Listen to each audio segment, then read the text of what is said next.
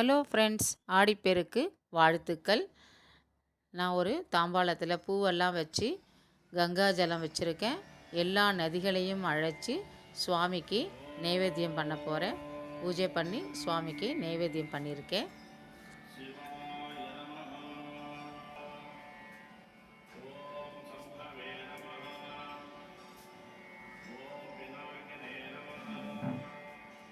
இப்போ நம்ம ஃபஸ்ட்டு வடை பார்க்கலாம். உளுந்து வடை. உளுந்தை நல்லா களைஞ்சிட்டு மிளகா வத்தலும் கொஞ்சம் மிளகும் போட்டுருக்கேன். கொஞ்சம் பெருங்காயம் உப்பு போட்டு நல்லா இதை அரைச்சிக்கலாம். நல்லா நைஸாக அரைச்சிப்போம். கொஞ்சமாக தண்ணி தெளித்து நல்லா நைஸாக இதை அரைச்சிக்கலாம்.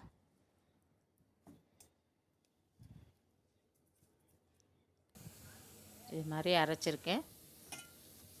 இதில் கொஞ்சம் நிறையா கருவேப்பிலையும் கொத்தமல்லியும் போட்டுக்கலாம்.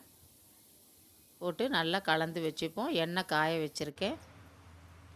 எண்ணெய் நல்லா சூடு வந்த பிறகு இப்போ வடையை தட்டி போடலாம். கிறிஸ்பியான வடை ரெடி. அடுத்தது தேங்காய் பால் பாயசம். நான் தேங்காயை அரைச்சி ஃபஸ்ட்டு பால் செகண்ட் பால்னு 2 பாத்திரத்தில் எடுத்து வச்சுருக்கேன். கொஞ்சம் பயத்தம்பருப்பை நல்லா வறுத்து பொடி பண்ணி வச்சுருக்கேன். அந்த 2வது பாலில் அந்த பயத்தம்பருப்பு பொடியை தூக்கி போட்டு நல்லா மிக்ஸ் பண்ணிவிட்டு வெல்லத்தை நல்லா கரைய விட்டுருக்கேன். அதில் தூக்கி கொட்டிக்கலாம். கொட்டி இப்போ நல்லா கலந்து விட்டுக்கலாம். இதை மாதிரி பண்ணினீங்கன்னா ரொம்ப நல்லாயிருக்கு, டேஸ்ட்டாக இருக்குது பாயசம். நல்லா கலந்து விட்டுப்போம். நல்லா கொதி வந்த உடனே இப்போ பாயசத்துக்கு நம்ம முந்திரி பருப்பு திராட்சை வறுத்துக்கலாம்.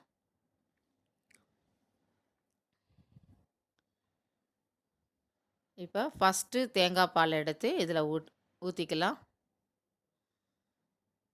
ஒரு 2 மினிட்ஸ் ஆனோன்னா அடுப்பை ஆஃப் பண்ணிடலாம். நல்லா கலந்து விட்டுப்போம். இப்போ அடுப்பை ஆஃப் பண்ணிடலாம். வறுத்த திராட்சையும் முந்திரியையும் இதில் எடுத்து போட்டுக்கலாம். சூப்பரான தேங்காய் பால் பாயசம் ரெடி. ஏலக்காய் பொடியை போட்டிருக்கேன். அடுத்தது அவியல் பண்ணியிருக்கேன். அவியலுக்கு தேவையான வெஜிடபிள்ஸ் எல்லாம் கட் பண்ணி வச்சுருக்கேன். உருளைக்கிழங்கு, பீன்ஸு, பூசணிக்காய், முருங்கைக்காய், கேரட். ஃபஸ்ட்டு நம்ம பச்சை மிளகா, தேங்காய் அரைச்சிக்கலாம். நல்லா கொஞ்சமாக ஜீரகம் போட்டுருக்கேன். போட்டு நல்லா நைஸாக அரைச்சி வச்சுக்கலாம். இப்போ ஒரு பாத்திரத்தில் தண்ணி விட்டுருக்கேன். நல்லா தண்ணி சுட்ட பிறகு எல்லா காயும் போட்டு நல்லா வேக வச்சுக்கலாம். எல்லா காயும் நல்லா வேகட்டும். ஒரு தட்டை போட்டு கூட மூடி வச்சிடலாம். நல்லா காயும் நல்லா வெந்த பிறகு நம்ம அரைச்சதை எடுத்து இப்போ இதில் ஊற்றிக்கலாம். நல்லா கலந்து விட்டுப்போம்.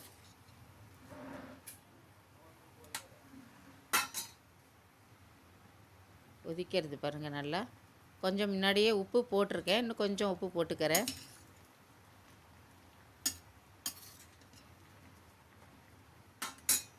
நல்லா கொதித்த உடனே அடுப்பை ஆஃப் பண்ணிவிட்டு இப்போ பச்சை தேங்காய் எண்ணெயை விட்டுக்கலாம். கொஞ்சம் விட்டு நல்லா கலந்து விட்டுப்போம்.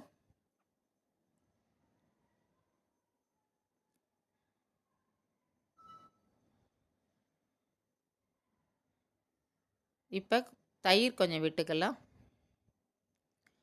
தயிர் விட்டுட்டு நல்லா இப்போ கலந்து விட்டுக்கலாம்.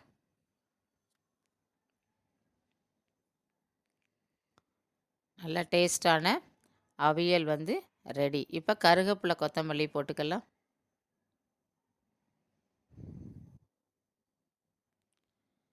சாதம் கலர்றதுக்கு நான் சாதம் வச்சுருக்கேன் குக்கரில். அது நல்லா ஆறின பிறகு நம்ம ஒரு பாத்திரத்தில் எடுத்து போட்டுக்கலாம். ஃபஸ்ட்டு தயிர் சாதம் பண்ணிக்கலாம். தயிர் சாதம் நல்லா மாவாக குழச்சி வச்சுருக்கேன். சாதத்தில் இஞ்சி, கடுகு, கருவேப்பிலை, பச்சை மிளகாயை தாளித்து இதில் போட்டிருக்கேன். கொஞ்சம் காஞ்ச திராட்சையும் பொரித்து அதில் போட்டிருக்கேன். இப்போ கொஞ்சம் தயிர் விட்டுக்கலாம். அப்புறம் கொஞ்சம் பால் விட்டு நல்லா இதை கலந்துப்போம். தயிர் சாதம் ரெடி.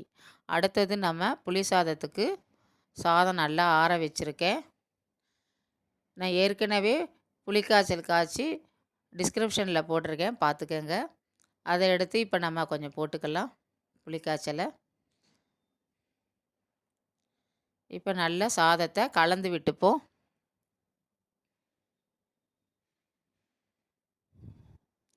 புளியஞ்சாதம் ரெடி. அடுத்தது நம்ம தேங்காய் சாதம் பண்ணலாம். இலுப்பச்சட்டியில் கொஞ்சமாக தேங்காய் எண்ணெய் விட்டுருக்கேன். கடுகு, பச்சை மிளகா,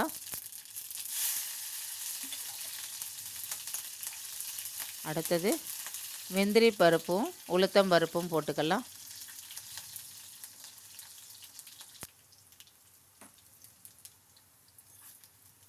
கொஞ்சம் பெருங்காயமும் கருகப்பிலையும் போட்டுக்கலாம். நல்லா இதை வறுபட்டு எடுத்து எல்லாமே இப்போ நம்ம தேங்காய் துருவி வச்சுருந்த எடுத்து இதில் போட்டுக்கலாம். போட்டு நல்லா செவக்க வறுத்துக்கலாம் இந்த தேங்காயை.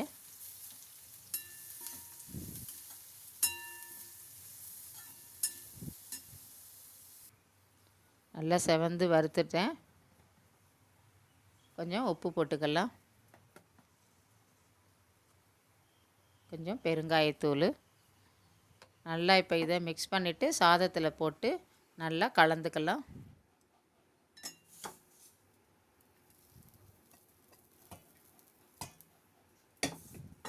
தேங்காய் சாதம் ரெடி. தயிர் சாதம், புளியஞ்சாதம், தேங்காய் சாதம், வடை, பாயசம். நீங்களும் இது மாதிரி ட்ரை பண்ணி பாருங்கள். Thank you friends.